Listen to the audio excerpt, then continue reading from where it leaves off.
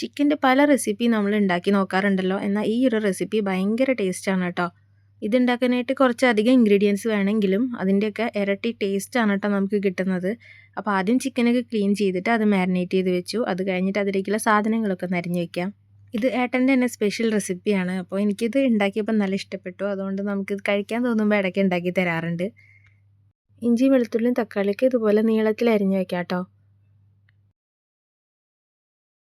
ഇതിനായിട്ട് നമുക്ക് വേണ്ടത് പച്ചമല്ലിയാണ്. പച്ചമല്ലിയിലേക്ക് ആദ്യം ഗ്രാമ്പൂ ഇട്ട് കൊടുത്തു. പിന്നെ അതിലേക്ക് ഒരു കഷ്ണം പട്ട ഇട്ട് കൊടുത്തു.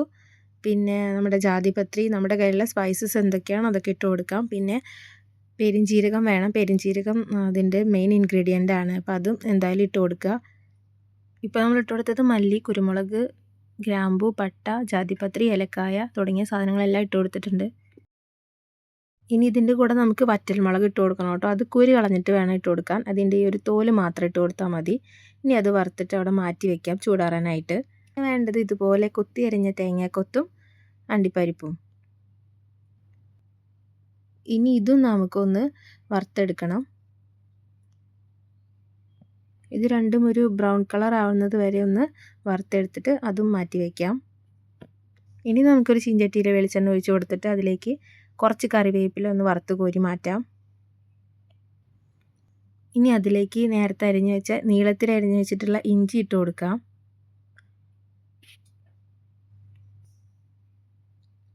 പിന്നെ അതിലേക്ക് വെളുത്തുള്ളി കൂടി ഇട്ട് കൊടുത്തിട്ട് നന്നായിട്ടൊന്ന് മിക്സ് ചെയ്തെടുക്കാം.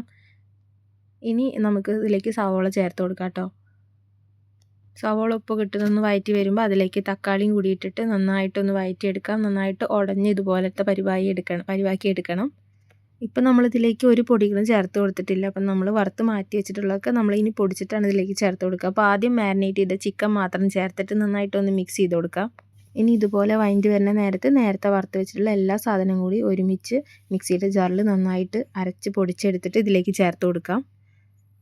അപ്പോൾ ആ സ്പൈസസും തേങ്ങാക്കൊത്തും എല്ലാം കൂടെ നമ്മൾ അരച്ചിട്ടാണ് ഇപ്പോൾ ഇതിലേക്ക് ചേർത്ത് കൊടുത്തിട്ടുള്ളത്. ഇനി ഒന്ന് അടച്ച് വെച്ചിട്ട് ലോ ഫ്ലെയിമിലിട്ടിട്ട് കുറച്ച് നേരം വേവിക്കാം. ഇടയ്ക്ക് ഒന്ന് തുറന്ന് നോക്കിയിട്ട് ഇതുപോലെ ഒന്ന് ഇളക്കി കൊടുത്താൽ മതി. ഒട്ടും തന്നെ വെള്ളം ചേർക്കാണ്ടാണ് കേട്ടോ നമ്മൾ ഈ ഒരു ഗ്രേവി ഉണ്ടാക്കിയെടുക്കുന്നത്. അതുപോലെ തന്നെ നമ്മൾ അടി പിടിക്കാതെ ശ്രദ്ധിച്ചാൽ മതി. ഇടയ്ക്കിടയ്ക്ക് ഒന്ന് ഇളക്കി കൊടുത്തിട്ട് ഇതുപോലെ നല്ല വരട്ടിയെടുക്കാം.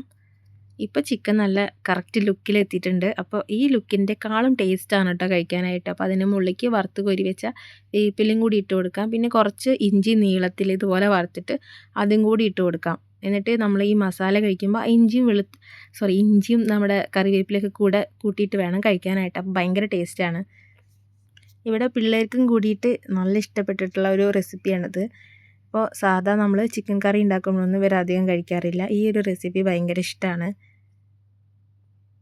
അപ്പോൾ വീഡിയോ ഇഷ്ടപ്പെട്ടെങ്കിൽ എല്ലാവരും ഒന്ന് ട്രൈ ചെയ്ത് നോക്കണം കേട്ടോ.